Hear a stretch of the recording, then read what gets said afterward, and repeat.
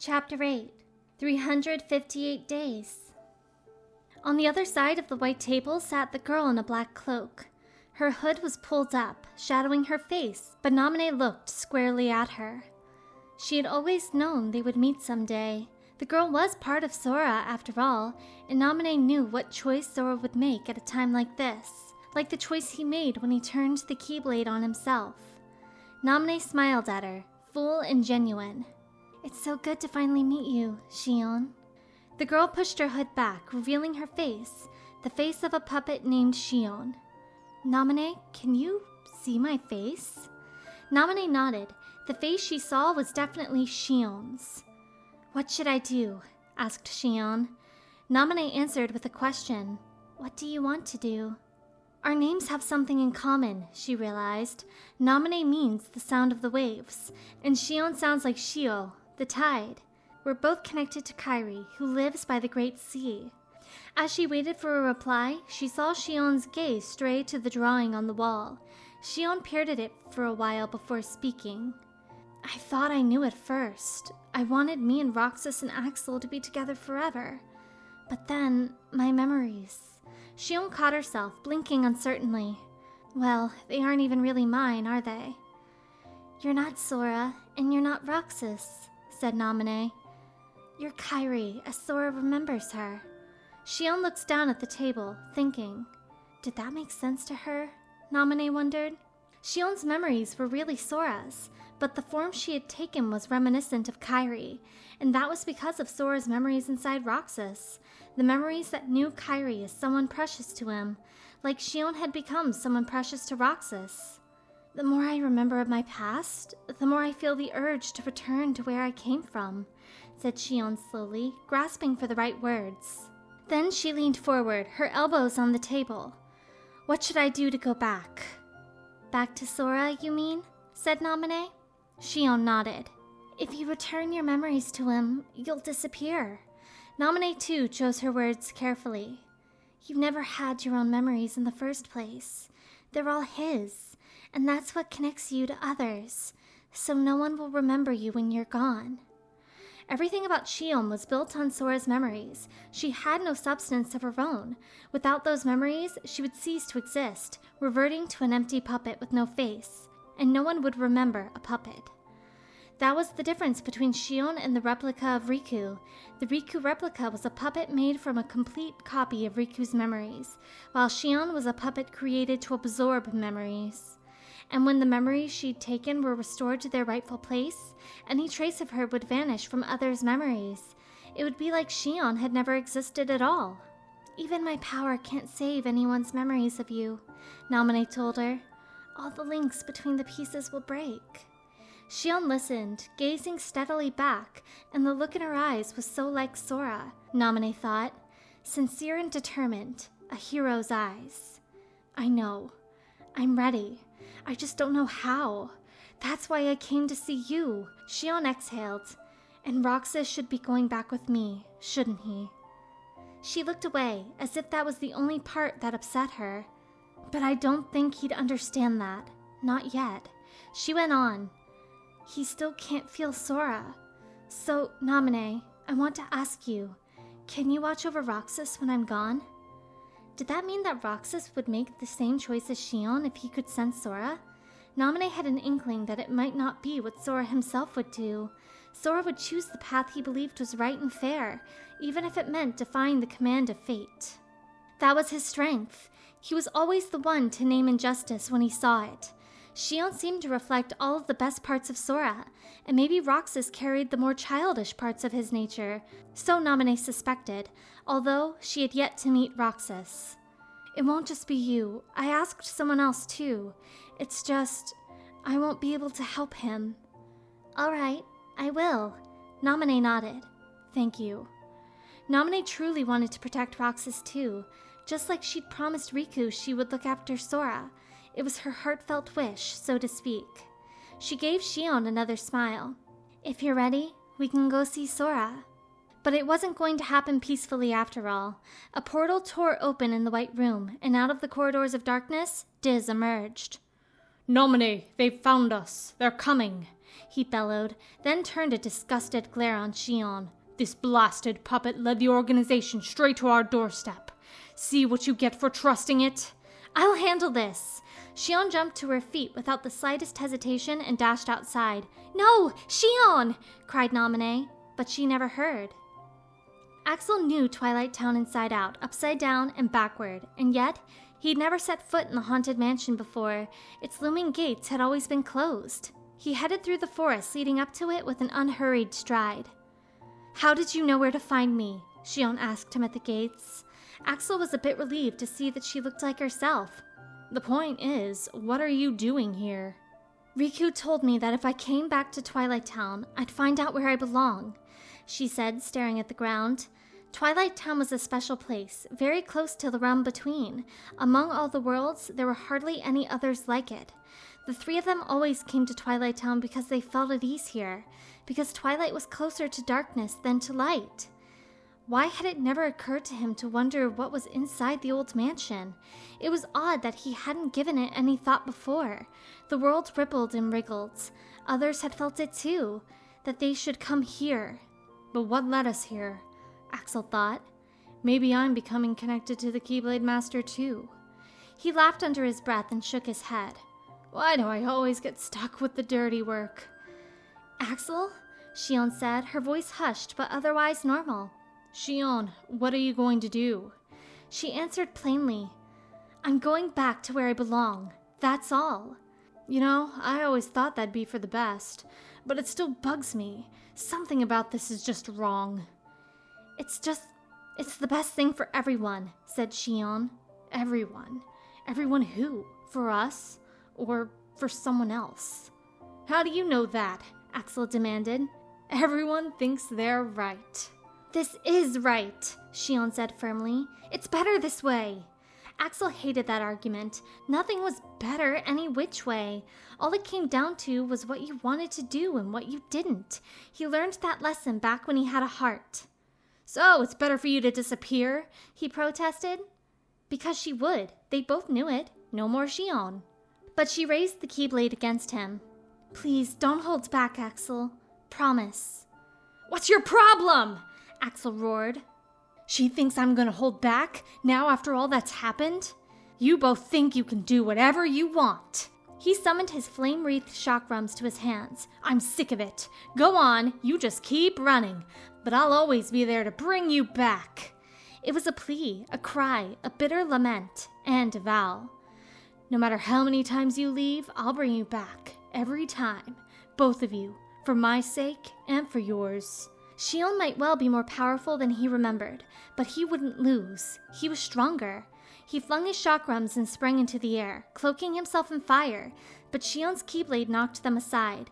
When the weapons returned to his hands, he closed the distance between them and struck. She blocked him. "Axel, please." "Please what?" I have to." For an instant, he thought he saw Sora's face instead of Xion's again. He shook his head slowly in denial. "Don't you understand, Axel? I can't keep existing like this." "Yes, you can. There's gotta be a way." Xion shoved him with the Keyblade, then leaped back to adjust her stance. "No, there isn't. And I don't want to be a puppet for the organization. I won't let Roxas be their tool either." "Well then, we've got the same agenda." Axel closed in on her again and surrounded her in a wall of flame. She crossed her arms to shield herself and shook off the leaping fire, then darted in past his guard. "Just listen to me!" Her Keyblade slammed into Axel's shoulder, and he groaned. "I am listening. You're just not making any sense." He really didn't want to do this, but blocking the Keyblade's next blow, he slashed at Xion with the chakrams and sent her sprawling. "Axel!" "I swear, everyone just keeps making excuses." "Axel, please, you have to understand." Xion got to her feet. Maybe they were evenly matched after all, and they both had their reasons for fighting. "What about me? Don't you think I wanted the three of us to stay together too?" Axel cried, knocking her to the ground again. He'd been overthinking the do's and don'ts so much that he lost sight of what he wanted, and he couldn't gather the courage to follow Roxas. Was he afraid of rebelling against the organization? No, it was just that he wanted things to stay the way they were, even more than Xion or Roxas did. Axel didn't care anymore about what the organization needed, what Xion or Roxas wanted, or even what was supposed to be good for the worlds. He had been using the organization for his own ends from the start. The only thing that had changed in the meantime was who it was all for. Maybe Sykes would call that a betrayal, but his world had changed. I wanted us to stay together. All I wanted was to hold on to our happiness as a trio in the organization, but I told myself to grow up and stop wishing for the impossible. Well, I'm done with that. That's not the answer I want. Axel? Once more, Xion dragged herself upright, and they clashed again. Why'd you have to be so much trouble? Axel grumbled, his steps faltering under the weight of the girl, the puppet hoisted over his shoulder. When he was hardly unscathed himself, she appeared completely unconscious. Xemnas had not expected that Xion at her present level would lose to Axel, but perhaps that was the power of one touched, however indirectly, by the boy with the keyblade. The depths of one's connection to Sora would be borne out in battle. If there was a way for nobodies to gain what they lacked, namely hearts, perhaps a link to Sora would serve as the catalyst. A very particular nobody in a puppet, and a nobody deeply linked to both of them. Something was bound to happen, and the most powerful of them was not the puppet after all. When Axel at last staggered into the castle, his legs buckled beneath him, and Xion tumbled from his arms as he fainted. Xemnas moved in to take over and scooped up the puppet. If it was not powerful enough, the only thing to do was to give it more power. So long as one was within his grasp, it didn't matter which. Roxas and Xion would assimilate into a single being, and so long as one remained, that was enough. In the end, all they needed was Kingdom Hearts. Xemnas vanished with Xion. Where am I? Oh, I'm in that pot again. This isn't a dream about Sora, is it? Why am I sleeping in here? That's right, because I couldn't beat Axel. Why wouldn't he let me go? I wanted the three of us to stay together, and Axel wasn't the one saying that was impossible. Why did he have to say those things? Maybe because he's a nobody. He doesn't have a heart. Maybe that's why he could say something that brought me so much pain. Someone is looking in the pot at me. Who's there? Xemnas? What does Xemnas want with me? Now you will be complete, said Xemnas. Complete? What's that mean? Xion felt sick. Something was rushing into her, sudden and fierce. It was hard to breathe. These are Sora's memories, the source of my power. But I don't want this much. I ran away so I wouldn't have to be part of Xemnas' plan. I'm sorry, Axel. I don't want this. I don't want to be what Xemnas tells me to be. I'll have one chance. Even Xemnas will let his guard down at some point. And then I'll find Roxas again. I'll find him and tell him the truth. I wish we could have stayed together. I really do. Roxas, Axel, I'm sorry. Nobodies aren't supposed to exist, and neither am I. I have to go back to where I belong, because I am Sora, and I'll never, ever do what Xemnas wants. Roxas came to the usual spot atop the clock tower. The sunset was as striking as ever. He had no idea where to go or what to do. A dry shadow of a laugh escaped him, and he hung his head. I deserted from the organization because I wanted to know what I am, why I'm here. But what am I doing? Where am I trying to go? I had no reason to stay here, and I didn't. But if there was a reason for me to leave, I'm losing track of what it was. And here I am. I don't know where else to go. Then Roxas felt another presence. He looked up. Xion? It was her face under the dark hood. She sat beside him and wordlessly offered him an ice cream bar. Thanks. Roxas wasted no time taking a bite. Sweet, salty, cold. How many of these ice cream bars had he eaten since joining the organization? He glanced at Xion enjoying her own ice cream and took another bite himself. He didn't know what to say. She must have heard that I left the organization, he thought. Why does she have her hood up, though? She deserted too. Maybe she's here for the same reason I am. She can't think of anywhere else to go. But that can't be right. Roxas was thinking too much to taste the ice cream, and before long, it was almost gone. The stick was blank. There was a lot he'd left unfinished with the organization, and with Axel. But at the moment, the thing that concerned him the most was the stick that said winner. Why had he held on to it for so long? He should have given it to him sooner.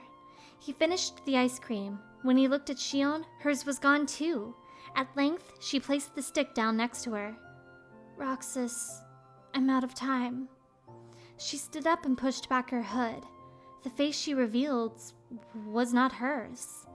Roxas gasped, dumbstruck. It was a boy with brown hair, blue eyes, and a face that looked just a little bit, maybe a tiny bit, like Roxas himself. Even if I'm not ready, I have to make this choice. You have poured so many memories into me, given me so much, that I feel like I'm about to overflow. Roxas couldn't quite grasp what she meant, but he remembered what Axel said. Xion's memories are from me? What should he say? He didn't even understand what was happening to her. Look at me, Roxas. What do you see? If you see somebody else's face, a boy's face, then that means I'm almost ready. The puppet will have to play her part. Xion, no, it's not her. It's someone else. But it is her. What's going on? She stepped off the clock tower ledge, but she didn't fall. She walked on thin air like it was solid ground. Roxas couldn't follow her. Then she turned back to him. Roxas, this is him. It's Sora. Sora. This is Sora. You're next, Roxas. I have to make you part of me too. Don't you see? This is why I was created. Xion flung away her cloak, and there stood a puppet? Is that Xion's true form? No, this can't be. The puppet reached out and opened a dark portal that swallowed up everything, and Roxas with it. They emerged in Wonderland, and Xion was no longer Xion. She stood in the middle of the room, in front of one of those devices. The organization had made these to collect pieces of Sora's memory, which would amplify her power. But she had faith. Roxas would put an end to her. That was the only way forward. Xion! He cried. Why? What are you doing? Roxas needed more time to understand, but she had no time left. He would try not to fight her, so she had to attack him for real. And in the process, she might completely lose any last vestiges of herself. Still, she believed in Roxas. He would defeat her. This shell of her. This fake. No, I won't! I don't want to fight! But she was actually attacking him. She meant it. In the strange room in Wonderland, Xion, or the puppet who had been Xion, blasted him into the wall. Axel had said his hand was forced when he attacked Xion that time. Roxas remembered the flat certainty of the reply when he protested that Axel didn't have to do that to her. Didn't I? But still, he refused. He wouldn't fight her. He tried to get away, and Xion chased him down. What could he do? She'd said he would make him part of her. Was that true? What for? What would happen if she did? Maybe it wouldn't be so bad. Maybe he would rather let that happen than fight his friend. He blocked her strike, and the momentum drove the Keyblade into her. In that instant, it seemed he could hear her voice.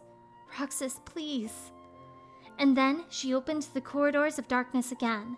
This time, they were back where the organization had tricked them into fighting each other. There was a device here too, and in front of it, Xion transformed. What's happening? Roxas thought, but he could see that even in the brief moments of his confusion, Xion was gaining still more power, and her attacks were whittling away at his strength. If he let this go on, he would be done for. Do I really have to fight her? He had no idea what to do, but he couldn't let himself fall here. He still wanted to find out who he was, but it would tell him something about Xion too. He took a few slow breaths, gathering his resolve. So I have no choice. But the moment he thought that, Xion opened the corridors once more. The yawning portal dragged him in, this time to Agrabah, where yet another one of those mysterious devices stood in the cave chamber. More power flowed into Xion, changing her form again, and Roxas made his decision. I'll fight, because there has to be a future for us. I might be able to stop what's happening to her. He shifted his stance with the Keyblade and charged Xion. The strike hit home. Another dark portal opened, and Roxas could see the Xion he knew, there beyond the darkness. But when he emerged from the corridors, the sight that met him was a colossal, doll-like thing, silhouetted against the sunset colors of the sky. In Twilight Town, in front of their usual spot, the giant puppet swung its bladed arms to fling Roxas away. He didn't want to believe that this was Xion. Maybe it was something else that had taken over her. It had to be. Xion, I just want to have ice cream with you again. Roxas got up and launched himself at the creature, at Xion, attacking in earnest. I hate this. I hate it so much. But maybe if I can just do it, we'll get to be together again. I won't deal her a finishing blow. Xion, we'll have ice cream again together. Axel, you have to let me treat you with the stick that says winner. Something in him ached, and suddenly he didn't know what was happening. What's going on? My head hurts. Everything's fuzzy. I'm dizzy. Who am I fighting? What was I trying to do? Who am I again? I'm Roxas, number 13 in the organization. I'm in Twilight Town, in the station plaza, in front of the clock tower, where we always go. And in front of me is a girl. She's on her knees, about to fall over. Who are you, again? He asked. The girl had black hair and a cloak just like his. It's weird. I feel like I'm forgetting something really important. The girl opened her eyes. You'll be better off now, Roxas. Her strength gone, she collapsed into Roxas's arms. What was wrong with her? She seemed to be in terrible pain. He tried to help her up. Am I the one who did this to you? Everything was hazy. He just couldn't remember. Shards of light began drifting up from the girl's limp body. This light, No, it was my choice to go away now.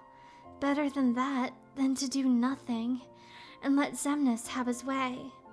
She placed her hand on his. I belong with Sora, and now I'm going back to be with him. Her eyes closed for a moment, and then she spoke again. I need you to do me a favor. All those hearts that I've captured, Kingdom Hearts, set them free. Roxas could barely hear her faint, halting sentences. Kingdom Hearts? Free them? He repeated. Why? What did that mean? Collecting the hearts from the fallen Heartless was his job, wasn't it? Suddenly, he saw her feet were transforming, and the cold, unforgiving light was climbing up her legs. It's too late for me to undo my mistakes. But you can't let Xemnas have Kingdom Hearts. You can't. She's gonna disappear, Roxas thought, and for some reason it made him ache. He didn't want this to happen. Goodbye, Roxas. See you again. She managed a slight smile. I know I'm forgetting something. Something important. The girl reached up and traced his cheek. I'm glad I got to meet you. Oh, and of course, Axel too. You're both my best friends. Never forget. That's the truth. You're both my best friends. Best friends? Something that meant so much to me. Twilight Town, the clock tower, the usual spot. I used to go with Axel and... who was it? Her hand dropped. No, Xion! Now he remembered. She was Xion. How could he forget? The sunsets together, the ice cream together. He would never ever forget. Who else will I have ice cream with? Xion quietly shook her head, and then her eyes closed. Xion! Roxas screamed her name, but she was already turning to light in his arms. Nothing was left but a thalassa shell. His cheeks felt wet. What have I done? As the sun sank below the skyline, he picked up the shell and held it tight. He woke up in his bed as usual. He was bruised and aching all over, but what had given him such a beating? His head felt heavy and full of fog. Axel shook it as he gingerly sat up in bed. Ugh, what's the matter with me? On top of his bruises, he had the feeling that he'd forgotten something vital. There was just a gap. Something was missing. Oh, I know. This is loneliness. Just as that thought crossed his mind, Axel noticed a white envelope on the nightstand. There were 2 names scrawled on it, his and that of his best friend. Right, Roxas left the organization. Maybe that's what I was blanking on. He picked up the envelope. No one had mentioned leaving anything for him. When he opened it, the only thing inside was a stick. It was from an ice cream bar, inscribed with the word winner. Roxas. He mumbled his best friend's name. Xion. Xion. Xion. Xion. Xion, Xion, Xion, Xion, Xion, Xion, Xion, Xion, Xion. He was afraid of forgetting her name if he stopped repeating it, so he murmured it to himself over and over and over. Xion, my best friend, a girl I care about, Xion. Roxas ran. She had told him to set Kingdom Hearts free. If that's what she wants, then I want to try. If I can do it, maybe I'll get to see her again. Xion, my best friend, who I destroyed with my own hands. I have to go back to where Ventus is to free Kingdom Hearts, back to the organization's castle. Roxas leaped out of the corridors of darkness. It was raining. He'd never seen rain fall in the world that never was, and despite the rain, Kingdom Hearts still shone in the sky above with the light of all the hearts he had to set free. And Xion, he would get her back. They would have ice cream again together. He ran through the neon-lit city streets, just like he'd done not so long ago. Dusks, fellow nobodies swarmed him. Get out of my way! Roxas cried, summoning his keyblades. Both of them. One had belonged to Xion. In a burst of light, the two weapons transformed, but he didn't stop to see how. It didn't matter. He charged ahead, keyblades whirling. I don't have time for this. Xion. He said her name to himself once more. Now there were Heartless surrounding him. He slashed through them and stood catching his breath. Xion. As he repeated it again, he noticed a figure watching him, neither Dusk nor Heartless. Someone in a black cloak atop the skyscraper. The figure hurtled down toward him, but it wasn't an organization member. Roxas leaped and dashed up the facade of the building. They passed by each other, and Xion's keyblade fell from his hand. It happened between breaths, too quickly to make any sense. But it was like the keyblade simply left his hand of its own accord. The other man snatched it from the air. It's him. Roxas landed on the ground and faced him. He had silver hair and a black blindfold hiding his eyes. Who are you? Roxas demanded. What does it matter? The young man said. I'm here for you. Why are you trying to stop me? Roxas had entirely lost patience. You're wasting my time. I have to do with that girl, Xion. I have to do what she asked me, and then everything will be okay. There's no time. I'm on the verge of forgetting right here. Xion, Xion, Xion. Just keep saying it. I don't want to forget, but it feels like I will. Because I want to get back the rest of Sora's memories, the man replied. Sora, Sora, Sora! Enough about Sora! Roxas snapped. Xemnas had said the same thing. They were connected through Sora. And the girl, Xion, she had told him something like that too. What are you going to do? The other man asked, so calm it annoyed Roxas even more. I'm going to set Kingdom Hearts free. Then everything will be the way it was. She'll come back, and the three of us can be together again. We will. We're going to have ice cream all together again. And watch the sunset from the clock tower. And we'll go to the beach. It's going to be okay. We'll have more time to spend together, the three of us. I just know it. Right, Xion? Her? You mean Xion? It's a struggle just to remember her name now, isn't it? Either way, I can't let you do anything crazy. The young man still held Xion's keyblade, but something was different about it. Roxas shifted, preparing to fight. I have to find this Sora person, and freeing Kingdom Hearts is the only way. I want Xion back. I want my life back. Everything will go back to the way it was, he told himself one more time, and charged at the other man. If you try to make contact with Kingdom Hearts, the last thing you'll get is your life back. The organization will destroy you. Shut up! Roxas snarled. What else was he supposed to do? He swung his keyblade in a ferocious strike, and the man blocked. But he wasn't going to lose, not to this imposter getting in his way. They clashed again and again, racing up and down skyscrapers. Xion, it's okay. I still remember. I remember the times we spent laughing together over ice cream. Roxas flung the man hard against a building facade. He'd won. He knew he wouldn't lose. Why? Why do you have the Keyblade? The other man cried, sinking to his knees. What's it to you? Roxas didn't understand why the guy was asking. I don't even know why I have a Keyblade. I'm the one who deserves the answers. I don't know why Xion used one like me, or why you're able to wield her Keyblade. Why did it leave my hand like that? The man dragged himself to his feet, took up Xion's Keyblade, and struck upward at Roxas. Somehow, he failed to avoid it. The blow struck home and flung him back. For a moment, Roxas thought he'd been knocked out, and then he hit the ground flat on his back. But he wouldn't forget. He wanted to remember. Xion, Axel, sea salt ice cream, the usual spot, the clock tower, the sunset, the friends he cared about, the promise they made for their next day off. I won't forget. I'll never, ever let myself forget. I'll free Kingdom Hearts, and everything will go back to the way it was.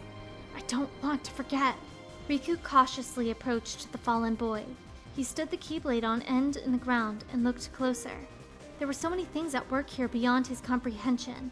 Why Roxas had begun the battle with 2 Keyblades, and why one of those had passed into Riku's hand. It had just fallen from Roxas's grip and leaped into his, as if drawn by a magnet. And in that instant, he'd remembered her, the girl whose name was already fading from his memory. Even now, Riku wasn't certain if the boy before him was really Sora's nobody. There was a resemblance, at least he thought so, but it was hard to be sure. Roxas suddenly got to his feet. He took up the Keyblade that Riku had left in the ground and slashed out, but Riku, still on his guard, jumped back. "Why won't you quit?" cried Roxas. A memory surfaced in Riku's mind, and he decided to make a gamble on it. "Come on, Sora. I thought you were stronger than that." "Get real! Look which one of us is winning!" Roxas retorted, as natural as an echo, exactly as Sora had said to him once. He couldn't believe it, but there it was, right in front of him. "So it's true. You really are his nobody," said Riku. "I guess Diz was right after all."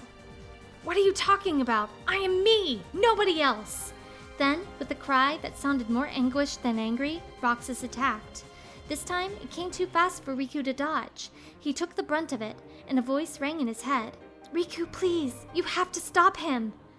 It was her, the girl fading from his memory with every passing moment. "How many times do I have to beat you?" A Keyblade in each hand, Roxas glared down at Riku. "All of this is for Sora." "All right, you've left me with no other choice," said Riku. "What?" "I have to release the power in my heart."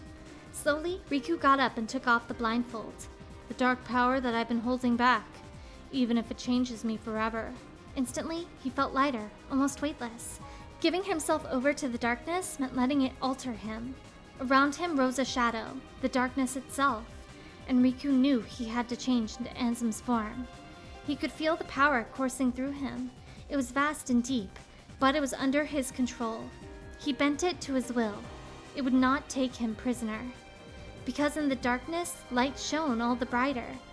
Riku closed the distance to Roxas with one leap and seized him. The Keyblades fell from Roxas's limp hands, and he groaned as Riku looked down on him. "This is the power of darkness," said Riku. Roxas collapsed on the spot, crumpling to the ground. "So, you are him, Roxas." Riku pulled up his hood, shrouding his face, and watched Roxas to see that he didn't try again. That girl, though, what was her name? The rain pelted down harder. He sensed a portal opening, and Diz appeared. "He could feel Sora," Riku told him. "Oh, he told you how he felt, did he? How much he hates Sora?" Diz remarked. "How absurd. A nobody cannot feel anything." "If he'd met Sora, things might have been different," said Riku, looking at the boy lying sprawled on his stomach, getting soaked by the rain. "Roxas, don't be sad. I came from you and Sora. I am you, the same way that I am Sora. You might forget me, but your memories of me won't be gone forever.